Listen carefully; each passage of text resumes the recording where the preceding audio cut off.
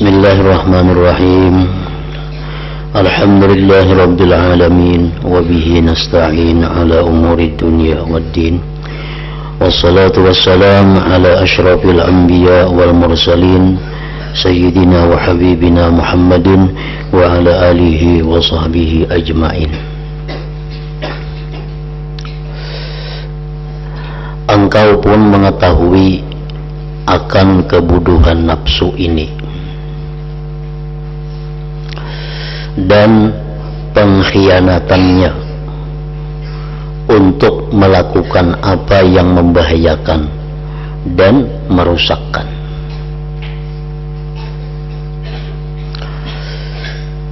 Sifatnya nafsu adalah mementingkan kesenangan seketika, kesenangan jangka pendek, melupakan akibat. Itu sifat daripada nafsu kita. Karena itu kada sedikit kita telah menyesali perbuatan kita, karena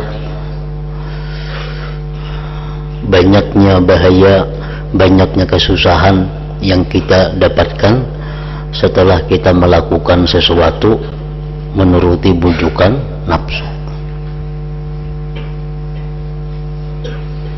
Orang-orang yang hidupnya di dalam penjara, orang-orang yang mengalami hukuman-hukuman, itu tidak lain adalah akibat daripada bujukan dan pengkhianatan nafsu tadi. Karena itu, awasilah nafsu engkau. Awasilah nafsu engkau dengan pandangan orang yang berakal sempurna dan para ulama yang mau mengawasi akibat.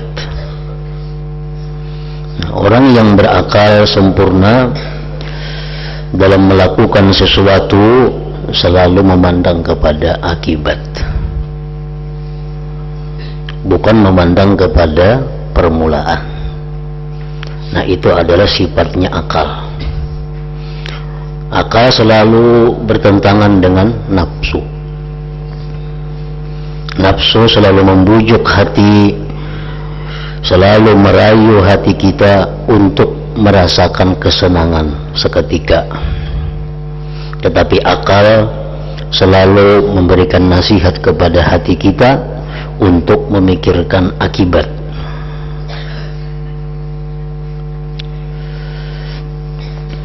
Janganlah seperti pandangan orang-orang bodoh dan anak-anak kecil yang memandang seketika itu. Anak-anak kecil sudah tahu inya salismaan, sudah tahu inya bahingusan, tatapnya hendak coklat, hendak gula batu. Nyaman tuh bang, masalah kainnya kali tahu urusannya inya, yang penting nyaman. Nah, itu tabiat daripada anak kecil.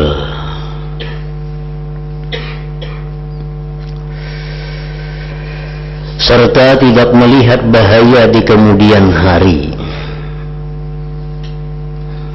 Serta tidak melihat bahaya di kemudian hari dan lari dari pahitnya obat. Anak-anak kecil itu tuhuk diminumi obatnya, dibujuk, dimacam-macami, dipaksa. Kenapa? Karena obat itu seketika pahit, padahal akibatnya obat itu adalah menyembuhkan. Nah, kalau kita mempunyai akal, walaupun obat itu pahit, walaupun obat itu larang, tapi karena kita memandang akibatnya obat ini menyehatkan, orang berakal kada susah payah, kada disuruh untuk minum obat itu.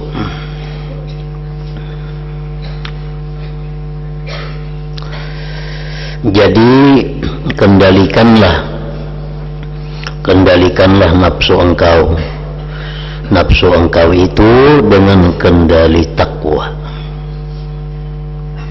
Ayo nafsu hendak napakah selama itu kada dilarang Allah. Nah, itu maksudnya kendali takwa. Nafsu hendak makan, nafsu hendak minum, nafsu hendak berpakaian, nafsu hendak macam-macam, silahkan tulusakan aja selama ada bertentangan dengan hukum Allah. Nah, itu artinya kita bisa mengendalikan nafsu kita dengan kendali takwa.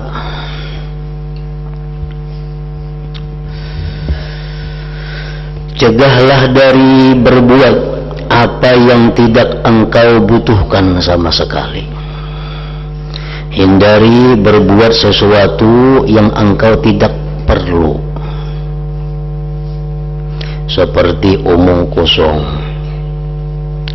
Nah, omong kosong itu kada perlu, karena akibatnya adalah lamanya kita dihisab oleh Allah, mengakibatkan permusuhan, mengakibatkan pertengkaran satu dengan yang lain akibat omong kosong. Melihat perkara yang tidak berguna atau berlebih-lebihan makan, melakukan perkara yang tidak benar seperti melanturnya angan-angan atau tergesa-gesa, atau mendengki orang Islam, atau takabur tidak semestinya, atau makan melulu untuk bersenang-senang dan rakus. Nah, itu yang mesti dicegah nafsu kita. Berilah nafsu engkau apa yang mesti engkau berikan, tetapi engkau tidak mengkhawatirkan bahayanya. Sebab berlebih-lebihan itu tidak diperlukan. Allah Ta'ala telah memberikan kelapangan dalam masalah ibadah kepada para hambanya dengan rahmatnya dan mencukupi mereka. Allah Ta'ala telah memberikan kelapangan dalam masalah ibadah kepada para hambanya dengan rahmatnya dan mencukupi mereka.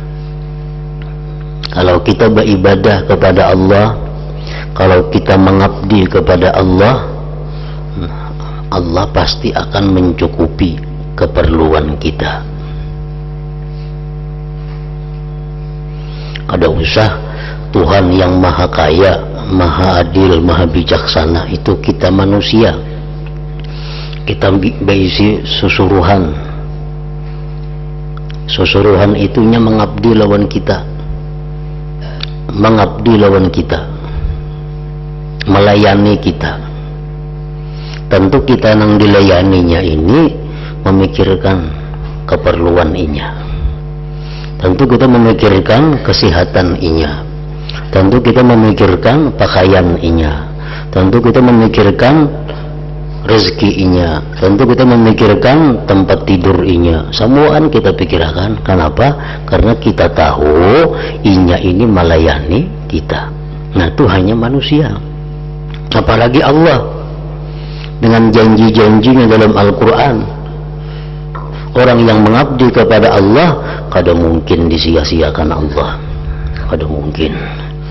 Orang yang melayani Allah, berkhidmat kepada Allah, Allah pelihara, Allah jaga, Allah cukupi apa yang diperlukannya.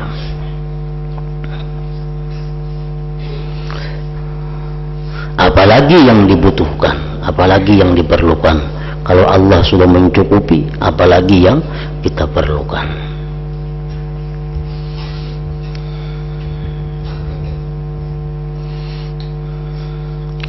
Makin sibuk kita melayani Allah, makin penuh waktu kita berkhidmat kepada Allah, Allah akan makin memperhatikan kita, Allah akan makin melindungi kita. Sama halnya tadi kita berisi pembantu, anaknya garing, kita pikir akan mengobati, kuitannya garing, kita pikir akan mengobati. Kenapa? Karena kita tahu inya ini kada kau lagi mau urusin itu, sibuk melayani kita. otomatis kita semua anak mengurusi keperluannya dan keperluan keluarganya. Tapi bila pembantu kita ini, bila budak kita ini, pelayan kita ini jarang melayani kita, nah pembantu kita ini jarang melayani, dikiamu tapi datang, disuruh tapi mau, nah panang kita tangatin banu dilanggarnya, tentu kita akan membiarkan pembantu itu. Takannya hanya kayak apa bisa mengurusi diri seorang inya. Nah kayak itu juga sebagai contoh kepada Allah. Bila kita kalau tapi beribadah kepada Allah, kita rancak melanggar hukum-hukum Allah, Allah pun akan membiarkan kita. Membiarkan apa? Membiarkan mengurusi diri kita, membiarkan memikirkan keluarga, Allah biarkan. Kenapa? Karena ini kata melayani juga, kata tapi berkhidmat juga. Padahal yang sangat dikhawatirkan oleh nabi-nabi, terutama nabi kita, yang sangat dikhawatirkan oleh para aulia, Allah menyerahkan urusan diri kita kepada kita. Itu paling dikhawatirkan mereka. Seperti doa nabi kita, Rabbi la takilni ila nafsi tarfata ain. Itu doa nabi yang sangat pindik, Rabbi la takilni ila nafsi tarfata ain. Artinya apa? Ya Allah, jangan engkau serahkan urusan diriku ini kepadaku. Nah, jangan engkau serahkan ya Allah urusan diriku ini kepadaku. Karena bila Allah itu menyerahkan urusan diri kita kepada kita yang mengaturnya, kita pasti akan binasa. Dan kita kada sanggup, kita kada mampu mengurus diri kita nih, banyak yang dijagai. Jangankan kita mengurus orang lain, mengurus diri kita seorang kita kada mampu. Nah tapi karena Allah itu Al-Qayyum, maha mengurus segala-galanya, nah kita bisa jadi seperti ini. Nah oleh karena itu Allah menjanjikan, siapa-siapa yang berbakti kepadaku maka akan aku cukupi keperluannya. Nah, aku cukupi apa yang dihajatkannya. Makanya kita adalah melihat susah orang-orang yang mengabdi kepada Allah itu, ada. Adalah kita melihat orang mengabdi kepada Allah itu pindah sedih, ada. Adalah kita melihat orang yang mengabdi kepada Allah itu hutang kasana kamari, ada. Adalah orang yang mengabdi kepada Allah itu bangkrut, ada.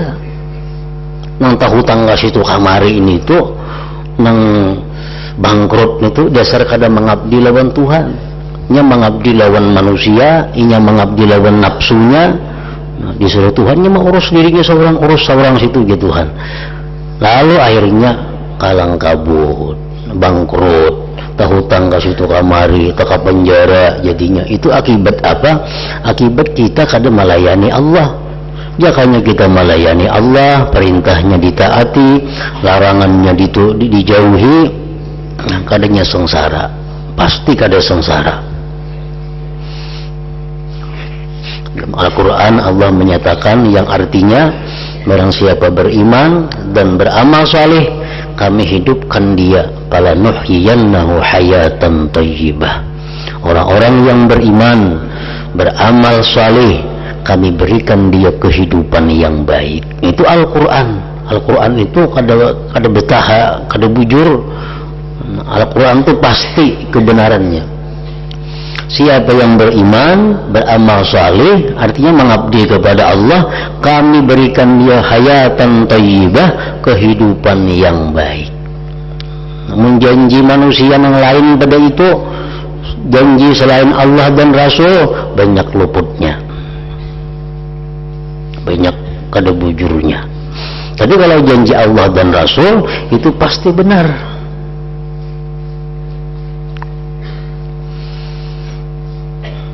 Kita lihat orang-orang yang sengsara, lihat sejarah hidupnya, dasar kada melayani Allah. Lihat orang hidup-hidup yang susah, Lihat hidupnya memang inya kada berkhidmat kepada Allah. Nyakanya khidmatnya kepada Allah, ibadahnya kada sampai sengsara macam itu. Sesungguhnya urusan takwa adalah sebagaimana dikatakan oleh sebagian ulama salihin, takwa adalah sesuatu gampang. Artinya takwa itu kadang ngalih. Allah sudah mengatakan bahwa agama itu kada ada sulit. Agama itu kada ada sulit. Bahkan Nabi pun marah kepada sahabat yang mempersulit. Jadi agama itu mudah, takwa gampang. Dan itu memang sudah aturan Allah. Di zaman Nabi ada seorang sahabat yang sembahyang Isya jadi imam di kampungnya. Sembahyang imbas surah Fatihah, surahnya surah Al-Baqarah berapa, 2 juz setengah Al-Baqarah itu bajam-jam lebih. Rakaat kedua Fatihah surah Ali Imran pulang, banyak nang raung di belakang makmum. Nah, lalu makmum ini melapor lawan Nabi, wahai Rasulullah, kami ini payah banget imam kami ini, nah sembahyang jam 12 nih tuntung dia Isya. Dipanggil Nabi sahabat tadi, dimarahi Nabi. Ikam ini Nabi menjauhkan orang dari Allah. Engkau menjauhkan orang dari Allah, menjauhkan orang dari Islam. Ikam tukang fitnah, ujar Nabi. Kalau engkau jadi imam, ujar Nabi, pal yukhafif, ringkas. Kalau engkau jadi imam itu ringkas, karena di belakang kamu ada kanak-kanak, ada orang tua, ada orang sakit, ada orang yang banyak keperluan. Nah itu menunjukkan bahwa agama itu kada memberiakan yang sulit itu. Nah takwa itu pun kada perkara sulit, takwa itu perkara gampang. Kenapa jadi sulit? Karena nafsu yang menguasai diri kita. Bila nafsu menguasai diri kita, lalu takwa itu jadi sulit. Namun sulit itu nafsu kita ini. Takwa adalah sesuatu gampang. Kenapa gampangnya? Apabila aku hendak melakukan sesuatu yang meragukanku, maka aku meninggalkannya.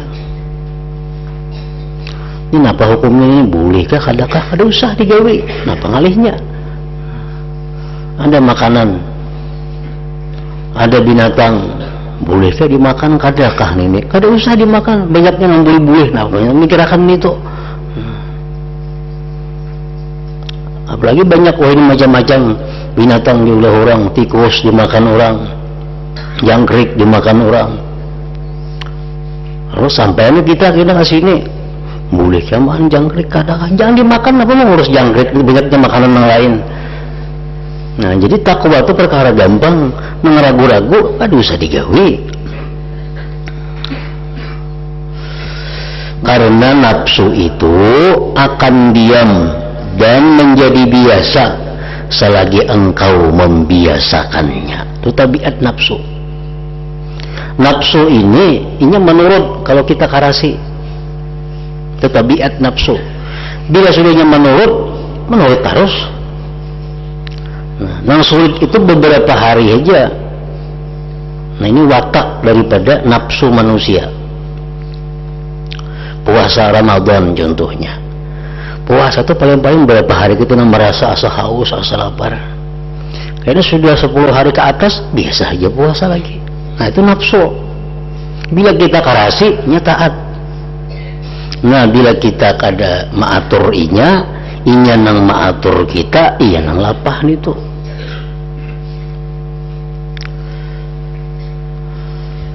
Nafsu itu akan diam dan menjadi biasa selagi engkau membiasakannya. Orang nang bangun tengah malam, orang nang puasa, orang nang berbuat ibadah, itu pemulaannya nyaman lah kada, semuaan susah.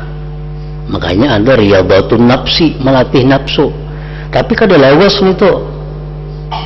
Sesudahnya kada apa-apa lagi. Sudah biasa. Nafsu itu seperti kata seorang penyair, "Pan-nafsu raghibatun idza raggabtaha wa idza taruddu ila qalilin taqna'u." Artinya nafsu itu senang apabila engkau menyenangkannya, dan apabila dikembalikan kepada perkara yang sedikit maka ia akan menerima. Orang katuju makan yang nyaman-nyaman, ini makanan daging katuju kuah yang nyaman-nyaman, iwak yang nyaman-nyaman, nah, senanglah nafsu. Begitu ia sudah lapar, makanan lain gak ada. Yang ada cuma nasi on mandai di wadak, habis saja juga, habis, bertambah makan. Nah itu nafsu, belinya kadadanya rame aja juga.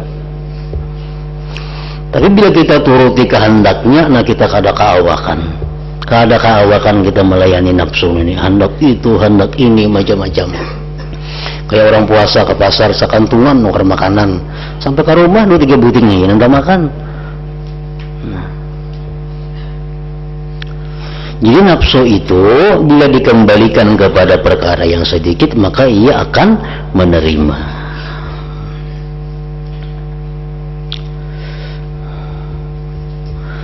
Penyair lain mengatakan, hiya nafsu ma hammaltaha tatahammalu wa yurma ma awwattaha tata'awwadu. Artinya itulah nafsu, engkau bebani apapun ia akan kuat, dan diceritakan selagi engkau membiasakannya ia akan terbiasa. Kita hendak bangun jam 2 umpamanya, hendak ke alarm pukul 2, paling lawas 40 hari. Kalau ada alarm lagi pukul 2 itu bangun. Itu nafsu kita. Hari pertama mau uyuhnya bangun, biasa jam 2 nyamanannya guring, bangun lapah susah, padahal dikarasi kada membahayakan, kada pembacaan garing kada. Nah, cuma beban nafsu nih kita paksa sehari, 2 hari, 3 hari, seminggu masih sulit, tapi akhirnya kita akan jadi terbiasa. Jam berapa aja guring, bila jam 2 terbangunan. Nah, kalau sudah terbiasa, nah itu sifat daripada nafsu manusia. Artinya kalau kita mau aja, kita ada kemauan, kita ada keinginan yang kuat untuk beribadah, kawa. Nah, karena ibadah itu kadang-kadang sulit, kadang-kadang banyak membahayakan diri, membuat kita bahaya, kadang-kadang ibadah itu gampang selagi kita ada kemauan yang kuat.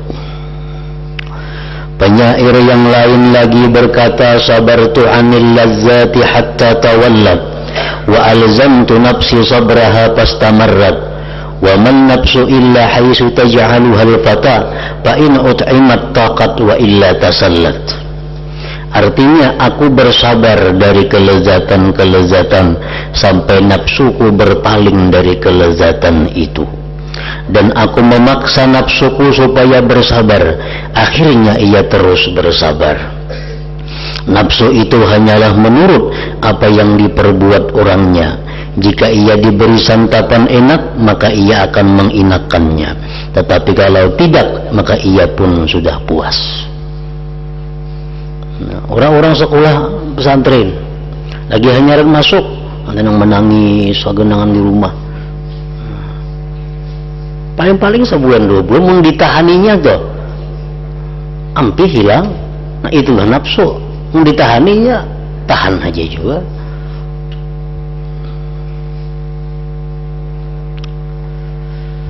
Nah itu kita disuruh mujahadatun nafsi. Mujahadah artinya berjuang melawan nafsu. Berjuang itu melawan nafsu, kada bakal berluka-luka, kada bakal bermatian, kada melawan nafsu itu. Dan kada lawas.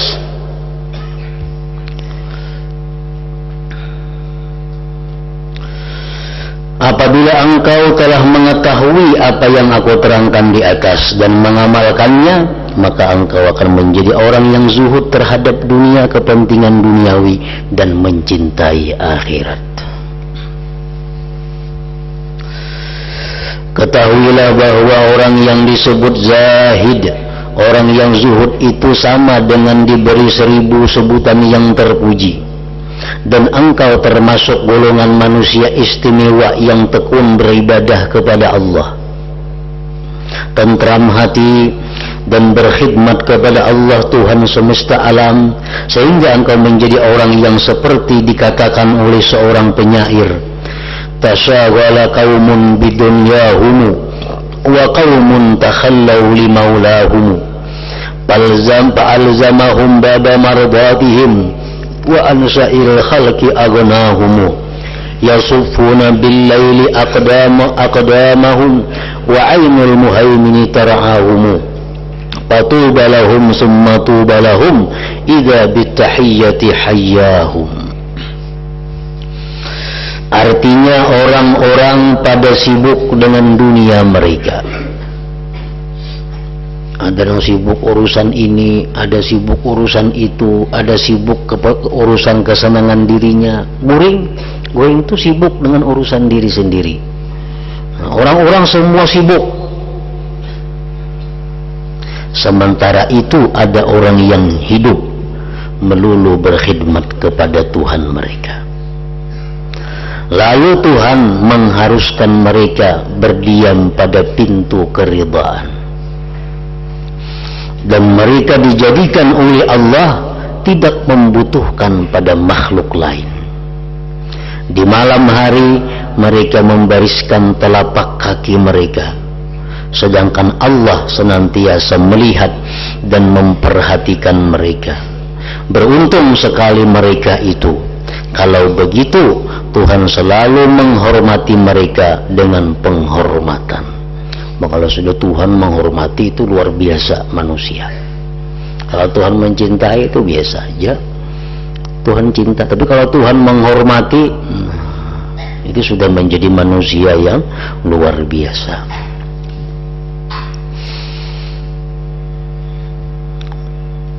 Setiap orang yang sudah masuk ke dalam pintu keridhaan Allah, orang nih sudah masuk dalam pintu keridhaan Allah, dia kada akan berpaling, kada akan mau keluar dari pintu keridhaan itu.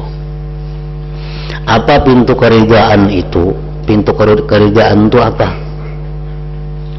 Manisnya, nyamannya, senangnya, lezatnya beribadah kepada Allah. Nah, itu pintu keridhaan Allah. Kalau orang sudah merasakan manisnya, lezatnya, nyamannya, senangnya, bahagianya beribadah kepada Allah, orang ini artinya sudah berada dalam pintu mardatillah. Dia kada akan kembali lagi, dia kada akan bulik lagi. Nah, nang mau bulik ini orang nang kada merasakan lagi, nang belum masuk pintu mardatillah, belum masuk. Maka jalan menuju pintu mardatillah ini jalan yang susah, penuh halangan, rintangan, nafsu dan sebagainya. Bila inya kawa mengalahkan semua itu, masuk kepada pintu mardatillah, gak ada bakal berbulik lagi inya, gak ada bakal mengurusi lagi. Nah, sama hanya orang yang sudah lezat nyaman beribadah itu, inya paling rugi kalau ketinggalan ibadah.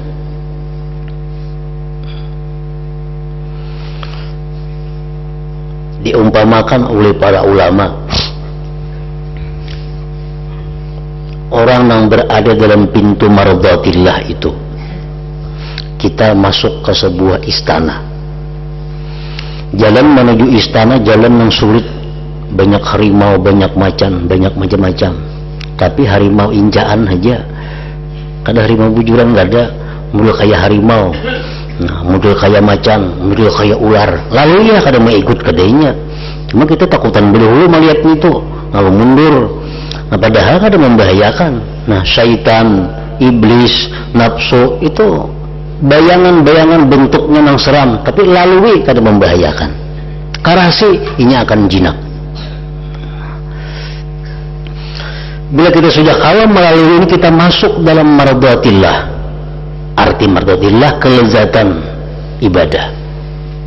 Sama orang yang sudah berjuang masuk ke dalam istana, dihadapi oleh sang raja. Nah, raja menghadapi. biar juga makan apa makan sini. Ini makanan beribu macam makanan, ikam makan. Ikam hendak kawin tuh pilih, ada 1000 bidadari, mana hendak ambil, pilih. Ikam hendak kendaraan, pilih kendaraan mana pakai. Ini semua ini silahkan untuk ikam. Nah amun kita nang macam itu, kita kadang-kadang dengan lawan di rumah. Di rumah makan sakit, macam-macam ngali. Walaupun di rumah istimewa itu, tapi kada sehebat di istana ini, kada sehebat di istana itu, semuanya ada. Di rumah bini kayak itu aja, ini bidadari, ratusan bidadari, mana ada yang bulik lagi ke rumah, disuruh bulik itu kada hakunnya, nyaman di situ.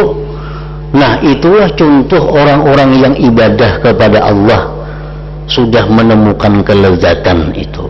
Di waktu dia ibadahnya kada peduli lagi urusan bini, urusan anak, urusan dunia, apapunnya kada peduli. Kenapa? Karena nyamannya beribadah kepada Allah itu. Nah, jadi kalau sudah kita masuk kepada pintu mardhatillah, pintu keridaan Allah, kita sudah menemukan lezatnya, nyamannya ibadah itu, Allah akan menghormati kita. Allah akan menghormati kita. Tuhan selalu menghormati mereka dengan penghormatan.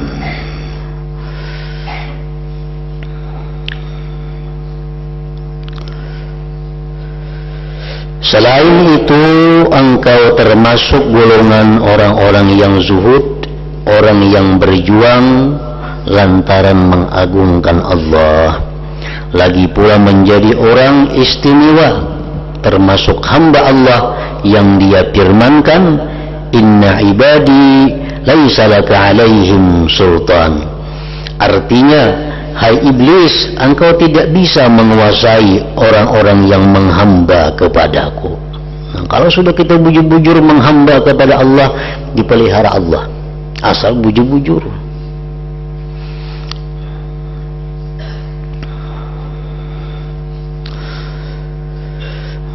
Engkau juga bisa termasuk golongan orang-orang yang bertakwa, yang memperoleh kebahagiaan dunia akhirat.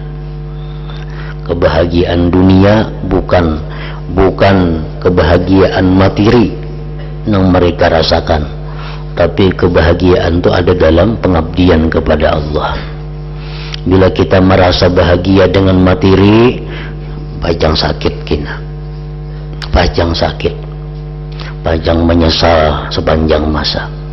Kita ini bahagianya dengan duit, bahagianya dengan terkumpul keluarga, bahagianya dengan makanan-makanan yang nyaman, bahagianya dengan kendaraan-kendaraan yang nyaman, bahagianya dengan piknik-piknik ke situ kamari.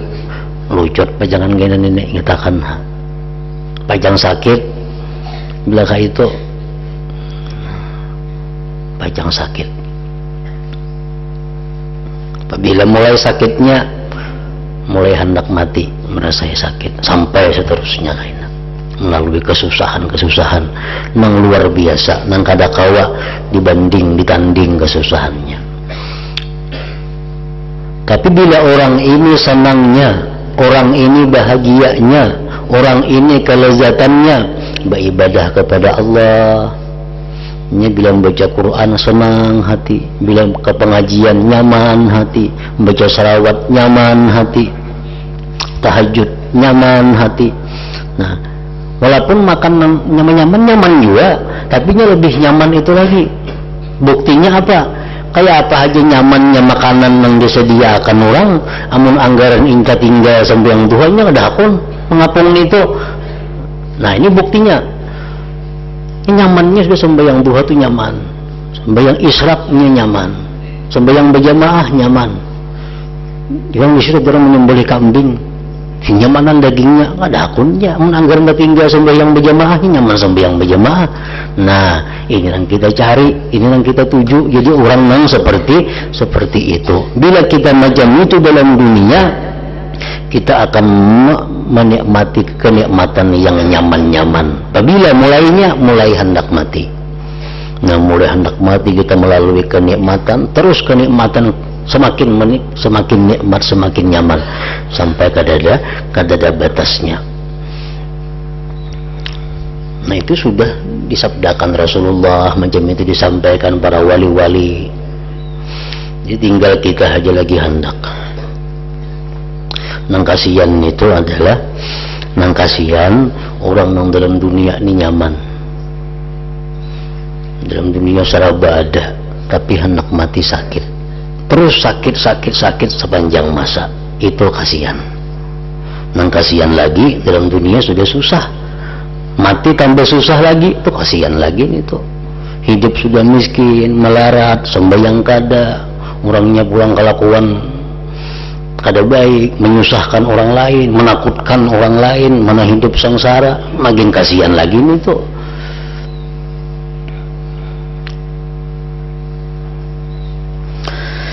Dan kalau sudah begitu, engkau menjadi orang yang lebih utama daripada sebagian banyak malaikat yang dekat dengan Allah, karena malaikat itu tidak mempunyai syahwat yang mengajak berbuat jelek dan tidak mempunyai nafsu yang jelek. Malaikat itu 24 jam sembahyang aja, dan wajar aja. Kenapa? Ini kada diberi Tuhan rasa lapar, lawannya kada memikirkan lapar, ini kada ada haus, kada diberi nafsu. Malaikat 1 tahun, 1000 tahun sujud saja, ada apa-apaan itu? Memang diulah Tuhan spesial untuk sujud. Nah, kalau manusia ini tengah malam bangun, berwudu, sembahyang, Allah Ta'ala tuh berkiawan lawan para malaikat. Tuh gitu Tuhan, lihat hambaku, ini tuh padahal aku beri nafsu, ini tuh aku beri ini, tapi ini tengah malam bangun, ini mengabdi kepadaku. Nah, Tuhan tuh yubahi bihimul malaika, Tuhan berbangga kepada malaikat. Tuh lihat ya Tuhan, hambaku manusia, padahal nafsunya luar biasa ingin itu, tapi karena inya bertuhan aku, mengabdi kepada aku walaupun di tengah malam. Kalau malaikat itu wajar aja inya. Bila demikian engkau menjadi orang yang bisa melewati jalan sulit yang sangat panjang dan sulit dilewati ini, engkau pun telah melampaui rintangan-rintangan menuju maksud engkau, yaitu menghamba kepada Allah Ta'ala. Engkau tidak perlu takut dan enggan sebab menempuh jalan yang demikian sulit ini, jika memperoleh pertolongan Allah dan engkau selalu berpegang kepadanya, merupakan suatu hal yang gampang. Jadi jalan menuju Allah, jalan menuju keridaan Allah, jalan yang sulit. Sulitnya itu hanya disulitkan oleh nafsu kita.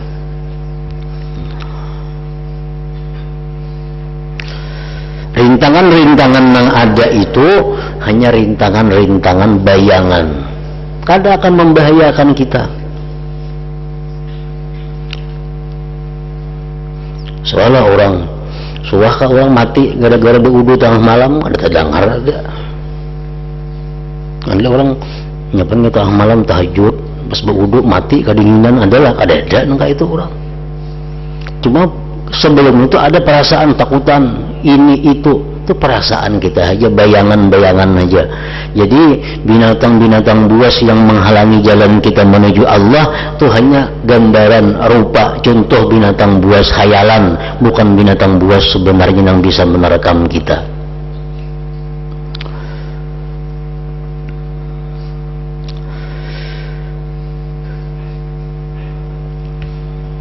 Orang hendak jadi tentara, latihan, banyak aja yang mati. Orang hendak jadi polisi, latihan, yang tajun macam-macam, banyak aja yang berpatah-patah. Orang sekolah nang IPDN, berapa itu nang mati, ada kekerasan di sekolahan situ. Nah, itu urusan dunia bujur. Tapi kalau urusan menghadap Allah, karasiha, kada bakal bermatian nang kayak itu kita. Kenapa? Karena bahayanya itu hanya sebagai hayalan-hayalan saja, bayangan-bayangan.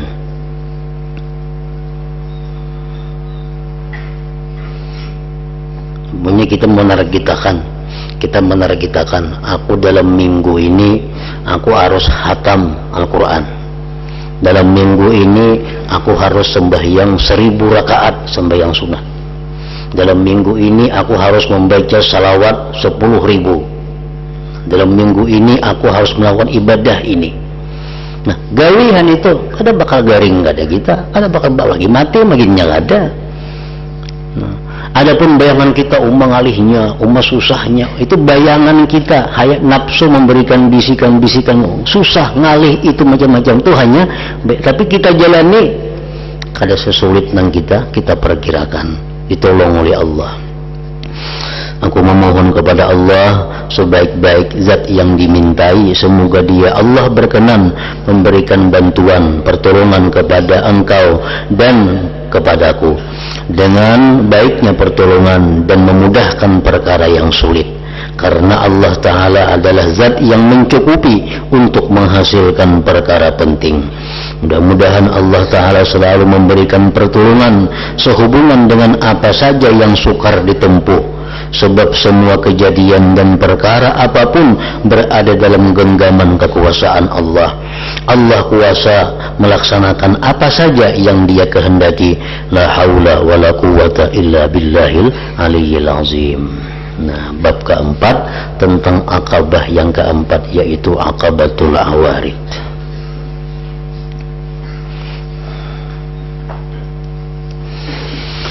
إلى حضرة النبي صلى الله عليه وسلم. الفاتحة. أعوذ بالله من الشيطان الرجيم. بسم الله الرحمن الرحيم. الحمد لله رب العالمين الرحمن الرحيم مالك يوم الدين.